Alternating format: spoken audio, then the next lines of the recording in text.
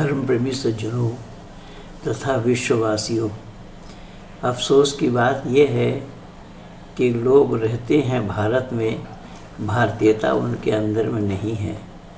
कोई एक साधारण आदमी बोले तो कोई और बात है, लेकिन जब समाज का एक प्रतिष्ठित व्यक्ति बोले इस बात को, तो ये वाकई में दुखदाई है कि भारत ने किस तरीके से अफ़गानिस्तान को बनाने के लिए प्रयास किया, अफ़गानिस्तान को ऊंचे से ऊंचे शिखर तक पहुंचाने के लिए प्रयास किया है, इतना धन व्यय किया है, इतना धन लगाया है, लिखने पढ़ने से ले करके। उस भारत को आज तक किसी मुसलमान ने दो शब्द से संबोधित नहीं किया, अपितु भारत के ख़िलाफ़ बोलना ही इन लोगों की वृत्ति है। तो वो गलती इनकी नहीं है बंधुओं। आप लोगों को ये समझना चाहिए कि इसी का नाम इस्लाम है।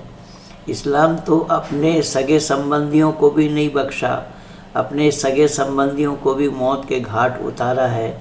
और ये तो इस्लाम के प्रवर्तक अपने जीवन काल में खुद करके दिखाया। अपने जीवन में 27 लड़ाइयाँ भी लड़ी, अपने चाचाओं को मौत के घाट उतारा, आदि आदि। ये तो लंबा इतिहास है।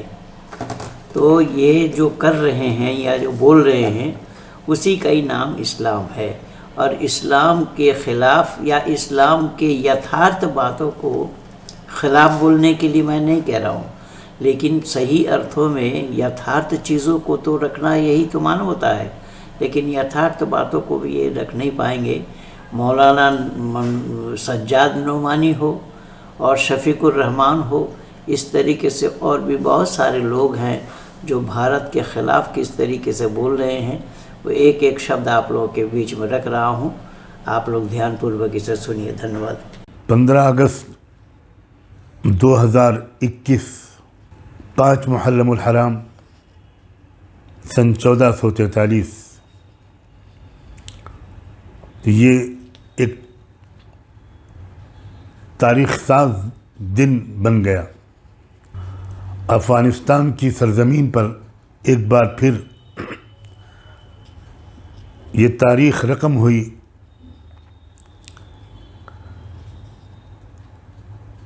कि एक निहत्ती गरीब तरीन कौम ने,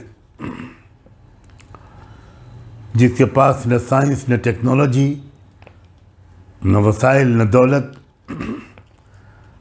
न हथियार और न तादाद, यह किस प्रकार उन आतंकियों के या तालिबानों के कशीदा पढ़ रहे हैं मौलाना सज्जाद नोमानी साहब। देखिए, उनको बोला कि निहत्थे और हथियार नहीं है उनके पास, वो गरीब हैं और वो आदि आदि। समानांतर सरकार चला रहा है, जो समानांतर सरकार चलाए उनके पास हथियार नहीं है। वो हथियारों से लैस आज से थोड़े ही है। उनको ये हथियार मुहैया कौन कराया? ये केवल सज्जाद नोमानी नहीं, जितने भी इस्लामिक कंट्री हैं सब उनको धन मुहैया कराते हैं, वरना हथियार कहाँ से आएगा? अमेरिका तो केवल अपना हथियार बेचने के लिए ही ये सारा तांडव किया है। उनको हथियार बेचना है और ख़रीदने वाले यही हैं। अब फिर भी इतने हथियार रखने के बावजूद, कत्लेआम करने के बावजूद भी ये कह रहे हैं कि उनके पास हथियार नहीं है, वो निहत्थे हैं, गरीब हैं। तो ये सच है या झूठ, मैं इसी की ही पैमाइश आप लोगों के बीच में करना चाहता हूँ। ध्यान से। उसने पूरी दुनिया की सबसे ज़्यादा मजबूत फ़ौजों को शिकस्त दी और बिलाखिर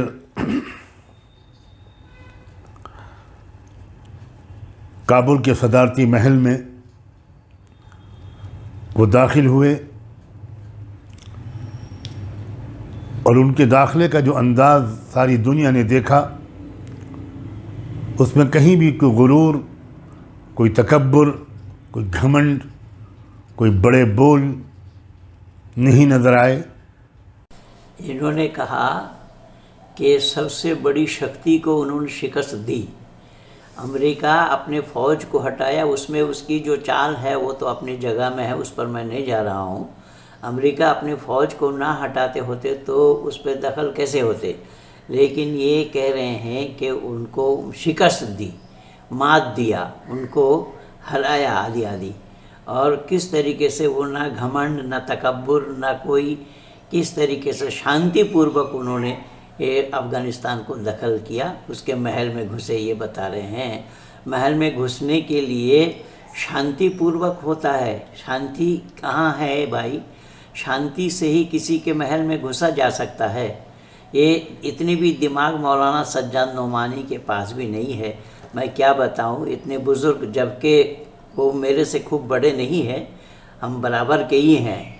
तो मैं निवेदन कर रहा हूं कि सच्चाई क्या है, सच्चाई को ये लोग बोलना जानते हैं या सच्चाई को बोलना सीखा है, वो मैं आप लोगों को दिखाना चाहता हूँ। नज़र आया तो ये कि वो नौजवान काबुल की सरजमीन को चूम रहे हैं और अपने उस मालिक का शुक्र अदा कर रहे हैं जिन्होंने हर तरह की बेसरोसामनी के बावजूद उनके आज़्म और हौसले को कबूल करते हुए और उसकी लाज रखते हुए एक बार फिर ये बात पूरी दुनिया को दिखा दी कि फ़तह व ग़लबे का ताल्लुक़ सिर्फ़ असबाब व वसाइल से और हथियारों से और तादाद से नहीं है, बल्कि कौमी इरादे से है, कुर्बानी देने के लिए तैयार रहने से है। जो कौम मरने के लिए तैयार हो जाए उसे दुनिया में कोई शिकस्त नहीं दे सकता। कितनी अफसोस की बात है। देखिए ये मौलाना साहब क्या कह रहे हैं। ये कह रहे हैं कि जो कौम अब मरने के लिए तैयार हो जाए उसे कोई शिकस्त नहीं दे सकता। तो अब तक ये 20 साल या 19 साल तक शिकस्त पाए थे कि नहीं? वो क्या था, कैसा था? अगर आप यही कहेंगे वमा तशअऊन इल्ला यशा अल्लाहु रब्बुल आलमीन, कि अल्लाह जो चाहता है वही होता है, अल्लाह जो नहीं चाहता नहीं होता, तो अल्लाह ने चाही और ये अफ़गानिस्तान को इन्होंने दखल किया। और ये 20 साल तक अल्लाह ने नहीं चाही थी। तो कुरान तो अपने आप में ही असत हो रहा है। और आप बतला रहे हैं कि वो निहत्ते और इतने बड़े फ़ौज को शिकस्त दिया आदि आदि। ये सब बात झूठी हैं। जो किस तरीके से उन्होंने हथियार से लैस, किस तरीके से उन्होंने अपने को अमल किया, किस तरीके से उन्होंने अपने हथियार को संग्रह किया, वो तो सब दुनिया के सामने है। वो कोई दिखाने और बताने वाली बात थोड़ी है। जो आप बता रहे हैं वो सच नहीं है। जो सच्चाई है उसे आप छुपाना चाहते हैं। और आप कह रहे हैं ये कौम की लड़ाई है, ये कौम की लड़ाई है। इसीलिए तो मैं शुरू में ही बोला कि इसी का नाम इस्लाम है। इस्लाम यही सिखाता है, इस्लाम यही सिखाता है कि संपूर्ण विश्व के आंगन में इस्लाम को फैलाओ। तो इस्लाम के माने शांति का है और मारने मिटने के लिए तैयार है। ये कह रहे हैं कि जो मरने के लिए तैयार है। भाई कोई किसी को मारेगा क्यों? कोई किसी को क्यों मारेगा? जो मरने के लिए तैयार रहेंगे। मारेगा कौन? किसको मारेगा? क्यों मारेगा? बिना कसूर के कोई किसी को मारता है क्या? जब आप किसी पर ज़्यादती करेंगे तो उसके लिए तो आपको तैयार रहना ही पड़ेगा। ये तो प्रकृति के नियम है, टिट फॉर टैट का। प्रकृति का ही नियम है, सटे साटम समाचरित का। ये तो दुनिया जानती है इस बात को, आप उसे छुपाना चाह रहे हैं। मुबारक हो इमारत इस्लामी अफ़गानिस्तान के कायदीन को। आपका दूर बैठा हुआ ये एक हिंदी मुसलमान आपको सलाम करता है। आप देखिए क्या बोला है, दूर बैठा हुआ आपका एक भाई हिंदी मुसलमान। मुसलमान हिंदी क्या होता है भाई? मुसलमान तो मुसलमान ही होता, वहाँ हिंदी ना हिंदू। तो ये क्या बोल रहे हैं मौलाना साहब? और वो सलाम कर रहे हैं, उन तालिबानियों को ये सलाम कर रहे हैं। लेकिन मैं पूछना चाहता हूँ कि भारतवर्ष ने उन अफ़गानिस्तान को शिखर तक पहुँचाने के लिए, उन्नतमय बनाने के लिए इतना धन लगाया, इतना व्यय किया। क्या आप उन्हें कभी सलाम किया है? नहीं, क्योंकि वो आपके ज़मीर में नहीं है और ना इस्लाम सिखाया है ये। इसलिए ये हिंदी मुसलमान, अब हिंदी मुसलमान कहने में भी आपको लज्जा नहीं आई कि मुसलमान के साथ हिंदी का क्या तात्पर्य है? हिंदी, आप हिंदुस्तान में रहते हैं इसलिए बोलेंगे, तो हिंदुस्तान में रहने वाले का नाम हिंदी नहीं होगा, हिंदू होगा। तो क्या आप अपने को स्वीकार कर रहे हैं कि हिंदुस्तान का आप रहने वाले हैं इसलिए अपने को हिंदू कहें आप? तो फिर हिंदी ये कहाँ से आ जाएगा? हिंदी तो एक ज़ुबान है, हिंदी तो एक भाषा का नाम है। तो आपने इस्लाम के नाम से हिंदी को जोड़ना क्यों और कैसा संभव हो रहा है? कि आप झूठ का पुलिंदा लिए बैठे हैं मौलाना साहब। कम से कम आपको तो ये बात नहीं कहनी चाहिए जब आप इतने बड़े ओहदे वाले हैं, आप जमाती इस्लामी से ताल्लुक़ रखते हैं और शरीयती क़वानीन बोर्ड से भी आपका ताल्लुक़ है, आप देवबंद के आलिम हैं, देवबंद से आपका ताल्लुक़ है, तो आप कैसे विचारधारा को लेकर के चल रहे हैं और क्या शिक्षा देना चाहते हैं आप इस्लाम वालों को? क्या संदेशा देना चाहते हैं आप भारतवासियों को? अब इससे अंदाज़ा लगा लीजिए कि इस्लाम की मान्यता क्या है। और इस्लाम की मान्यता जो है, इन्होंने एक शब्द ये गलत बोला, ये हिंदी मुसलमान आपको सलाम करता है। अब हिंदी मुसलमान नहीं है, हिंदू मुसलमान कहिए, सुधार लीजिए अपनी गलती को। हिंदी मुसलमान कोई नहीं होता है, हिंदी एक भाषा का नाम है, इसीलिए हिंदू मुसलमान कहिए। भारत के रहने वाले, हिंदुस्तान के रहने वाले सब हिंदू होते हैं, हिंदू कहलाते हैं। अगर आपको विश्वास ना हो, फिरोज़ुल लुग़ात खोल करके देख लीजिए। शिक्षा से तो आपका संबंध रहा है, शिक्षाविद हैं आप, फिरोज़ुल लुग़ात को देख लीजिए, लुग़ात फ़िरोज़ी को भी देख लीजिए। वहाँ पर भी आप हिंदू के यही अर्थ पाएंगे, हिंदुस्तान का रहने वाला, कदीम, कौम, ये सब लिखे हुए हैं। फिरोज़ुल लुग़ात देखिए, ग़यासुल लुग़ात देखिए, लुग़ात फ़िरोज़ी देखिए, कितना नाम मैं बताऊं, सब जगह आप देख सकते हैं। शिक्षा से जब आपका संबंध रहा है तो ये तो आपके दिमाग की बात होनी चाहिए ना, ये आपके नॉलेज में होनी चाहिए। पर आप झूठ बोल रहे हैं। झूठ बोल करके क्या संदेशा देना चाहते हैं भारतवासियों को? आप झूठ बोल करके भारत के मुसलमानों को क्या बतलाना चाहते हैं, क्या सिखाना चाहते हैं आप? कि सब तालिबानी बने, भारत के मुसलमान सब तालिबानी बने, यही बताना चाह रहे हैं आप, जो उन लोगों को सलाम कर रहे हैं? भारतवासियों को आप क्या सिखाना चाहते हैं? भारत के मुसलमानों को क्या बताना चाहते हैं आप? ज़रा उसको क्लियर कीजिए। आपकी अज़मत को सलाम करता है, आपकी जुर्रत और हौसले को सलाम करता है, आपके जज्बे ईमानी को सलाम करता है। ये मंज़र पूरी दुनिया ने देख लिया कि आपने इस पूरी मुहिम में कहीं पर कोई तशद्दुद नहीं किया। जिसने आपकी मुज़ाहमत नहीं की उसको आपने गले लगा लिया।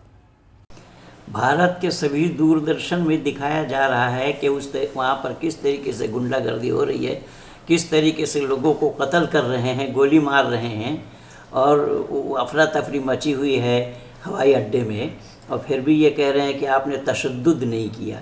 अब इन मौलाना का क्या दाद दिया जाए? परमात्मा से प्रार्थना तो यही करूँगा कि इनको अकल दे। अकल नाम की कोई चीज़ है या नहीं है? देखिए, इसीलिए मैं पहले भी बोला, बहुत बार बोला, एक दो बार नहीं, बहुत दिनों से बोलता आया हूँ कि मज़हब अंदर बुद्धि बाहर।